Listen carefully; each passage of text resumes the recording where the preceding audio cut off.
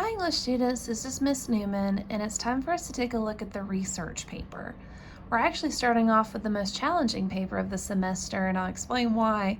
Honestly, in the past, whenever I've had the research paper at the end of the semester, a lot of students are very tired, so I thought it would be smart to go ahead and start with the most challenging because most of us are coming in with more energy at this point, so definitely time to knock this one out. Plus, then it's downhill from here. So just know that I'm here to help you through this research paper, and we have a fantastic writing center with tutors that can help you as well. So do not be intimidated. This is going to be the smoothest writing process we can make it. So for this research paper, I would like you to utilize outside sources. So that's going to be articles, books, or documentaries to learn about an influential person and how he or she influenced today's society, whether for the better or for the worse. While you may choose the person, please ask my permission for your topic before beginning your research. So notice this week we are doing outlines to propose what topic you're going to focus on, which individual you want to research, and what you want to learn about him or her. Also, if you're arguing how influential the person is, what aspects did they influence of our society? So I've got some more instructions within discussion as well. It's in the very first discussion thread called the research paper topic proposal / outline. So feel free to read those instructions and let me know if you have any questions about this week's daily grade. You may not repeat a topic that you've written about in the past or in 101. So that would be 101, your high school classes, and I'll explain why. So our plagiarism checker does not specify which student has written the paper. So if you submit the same paper you turned in your junior year and it went through that system, it's going to show up that you plagiarized your own paper. It doesn't say the name of the student. Also, I just want you guys to come up with your own original idea for this course because it wouldn't be fair for you to turn in the same paper you've already gotten graded and other students starting from scratch. So just know that all of your papers are going to be checked with the plagiarism checker in Blackboard, and I will know if you've plagiarized or if you're turning in another paper that you've already written. The rough draft is the draft of your essay that's going to be peer reviewed. So that means that your classmates are going to read over your essay and give you tips on how to revise it. So the rough draft, I will not grade the rough draft. The whole point of a rough draft is that it can be rough around the edges. It'll probably have grammatical errors. It could be that your citations aren't quite correct. But your classmates will be able to give you tips on ways to improve your essay so that when you do turn in that final draft, I will have a polished, finished essay to grade. Notice your rough draft is due Wednesday, February 22nd by midnight. You'll turn that into the discussions for peer review. The final draft is due Wednesday, March 8th by midnight. So you do have quite a bit of time to work on this paper because it is the longest paper you're going to write for the class. You'll turn in that final draft in the content folder week 5. And when we get to week 5, there literally is going to be something within the week 5 folder that says submit your research paper final draft here. So it'll be very direct. This paper is worth 40% of your final grade. It's worth 2 essays. And for that reason, it's a pretty lengthy essay. It should be at least 1,000 words in length. That's the minimum. Of course, if you go over, I'm certainly not going to count off. The words do count the works cited page. So the works cited page will count towards that overall word count. Also, all your in-text citations count towards it, your heading. So every word you type for this paper is going to count towards your overall word count. The formatting should be 12-point Times New Roman font, double spaced with MLA heading and style. And in your English 101 textbook, which is also required for 102, there's a really good MLA example on page 192 or page 193. I've seen it 193 in some of the other students' books, but in the 190s, you should be able to find this really good example for MLA formatting to remind you what is expected in your heading, how the spacing should look, where the page number goes, all those good things. So that's how it should look on your first page. Not only will you need MLA heading and style, but you must have a works cited page. I cannot emphasize this enough. A finished works cited page is not a list of copied and pasted website links.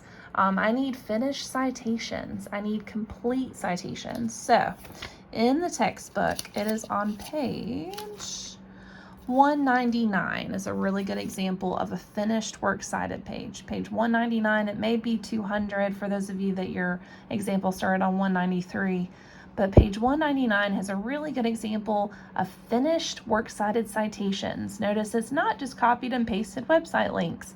It has the author, it has the title. If there's a publisher, it lists the publisher. It depends on the type of source that you're citing on what all will be included within the citation. Your Seagull textbook has an example on how to cite nearly every kind of source, but if you find a source that you cannot find a good example on how to cite it, please email me. I'm happy to answer questions about how to cite a particular website or a documentary or an interview.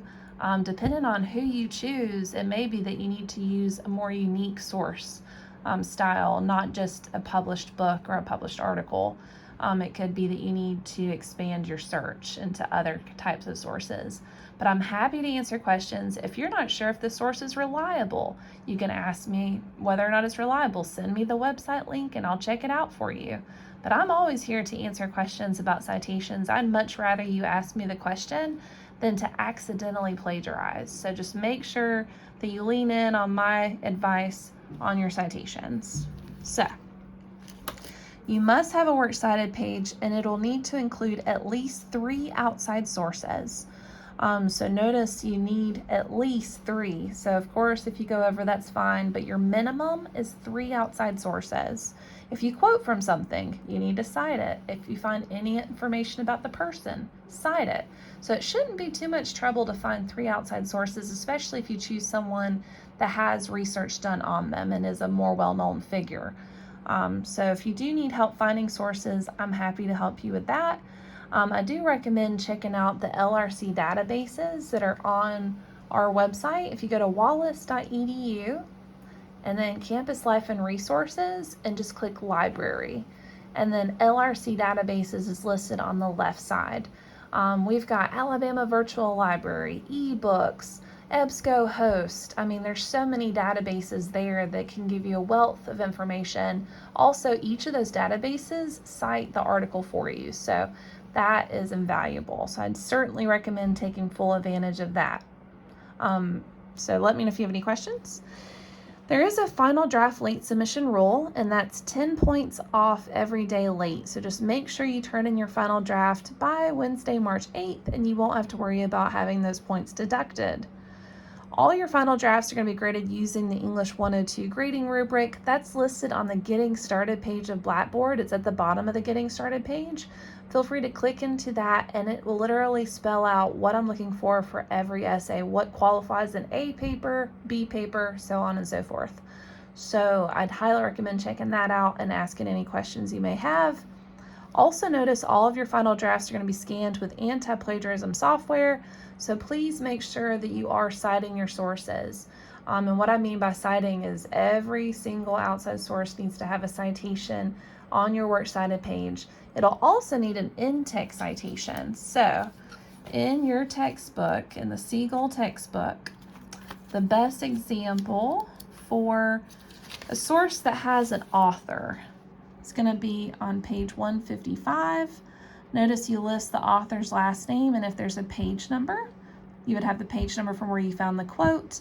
A lot of websites, of course, won't have page numbers, so then you just list the author's last name at the end of the sentence in the parentheses. Some websites don't list the author.